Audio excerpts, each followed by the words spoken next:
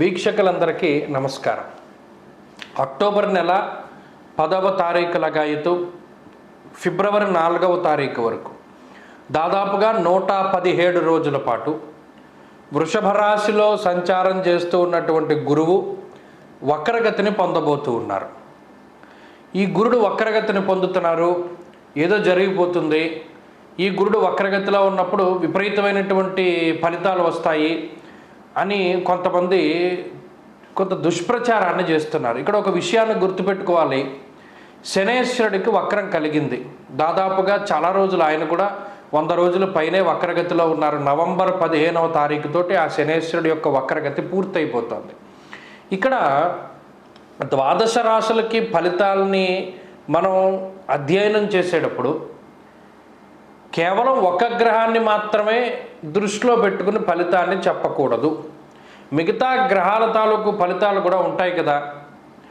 ఉదాహరణకి ఏదైనా ఒక రాశి తీసుకుంటే ఆ రాశికి గురువు వక్రంలో ఉన్నారు, గురుడిచ్చే ఫలితాలు ఉంటాయి. కానీ మిగతా గ్రహం వల్ల వచ్చేటువంటి ఫలితాలు కూడా వస్తాయి కదా. ఇది కూడా అన్వయం అవుతుంది కదా. కేవలం ఒక గ్రహం ఫలితం మాత్రమే వస్తుంది అని అనుకోవడం మన మూర్ఖత్వమే అవుతుంది. ఈ గురుడు వక్రంలో ఉన్నారు. ఈ 117 రోజులు లేదా 119 రోజుల పాటు కొన్ని పంచాంగాల రీత్యా 117 రోజుల పాటు గురుడు వక్రగతిలో ఉన్నారు కాబట్టి మీకు ఇది అయిపోతుంది అని చెప్పడం అది మన అవివేకము. ఎందుకంటే గురుడి వల్ల ఇది జరుగుతుంది సరే. ఒకవేళ గురుడు పాపస్థానంలో ఉన్నారు, దానివల్ల ఇది కొంత ఇబ్బందికరమైన పరిస్థితులు ఉన్నాయి. మరి దీనివల్ల మిగతా గ్రహం ఇచ్చేటువంటి శుభ ఫలితాలు కూడా ఉంటాయి కదా. దాన్ని కూడా మనం దృష్టిలో పెట్టుకోవాలి. కాబట్టి ఇందులో మేము చెప్పేటువంటి ఏ ఫలితమైనా ఒక గ్రహం వల్ల మాత్రమే మీకు ఇది వస్తోంది అని చెప్తున్నాం. కానీ అట్ ద సేమ్ టైం ఇంకొక గ్రహం వల్ల ఏదైనా శుభ ఫలితం కనుక వస్తే ఈ చెడు అన్నది తగ్గుముఖం పడుతుంది. ఇది ప్రధానంగా గుర్తుపెట్టుకోవాలి.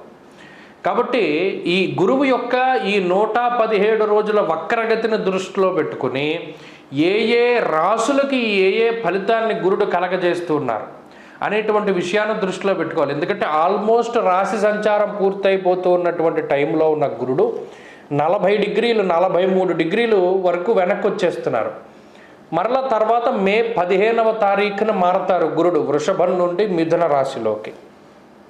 కాబట్టి ఈ రోజులు 117 రోజులు అటు మేషం నుండి మీనం వరకు ఏ రాశికి ఏ ఫలితాన్ని ఇస్తున్నారు గురుడు అనేటువంటి విషయాన్ని గనక పరిశీలన చేస్తే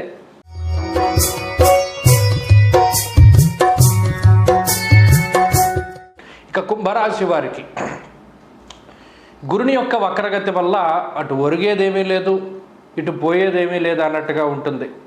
ఇప్పటికీ గురుబలం లేదు, గురుడు వక్రించినా ప్రయోజనం లేదు. గురుడు మారి కుంభరాశి వాళ్ళకి పంచమంలోకి వెళ్ళినప్పుడు 2025వ సంవత్సరం మే 15వ తారీఖు దగ్గర నుండి మాత్రమే ఏదైనా ఈ రాశి వారికి మంచి జరగాలి. ఎందువల్ల అంటే అప్పుడు గురుడు మారి పంచమంలోకి వెళతారు. ఇప్పుడు ఈ చతుర్థంలో ఉన్నటువంటి గురువు వక్రించినా వచ్చే శుభ ఫలితాలు ఏమీ లేవు. ఇంతకన్నా పాడైపోయేటువంటి పరిస్థితి ఏమీ లేదు. కాబట్టి ఈ కుంభరాశి వారు అటు భయపడని అవసరం లేదు, బాధపడేటువంటి అవసరం లేదు.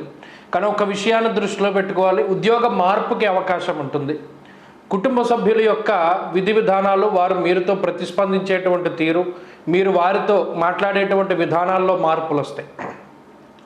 భూగృహాల తాలూకు అమ్మకాలు కొనుగోలు కొంత స్పీడప్ అవుతాయి. ఏదైనా అమ్మేయాలి అనుకుంటే తొందరగా అమ్మేయగలుగుతారు. కొనుక్కోవాలి అనుకున్నా కూడా ఏదైనా అప్పు చేసి అంత తొందరగానూ కొనుగోలు చేయగలుగుతారు. ఆ విషయాల్లో ఈ గ్రహస్థితి కొంత ఉపయుక్తంగా ఉంటుంది.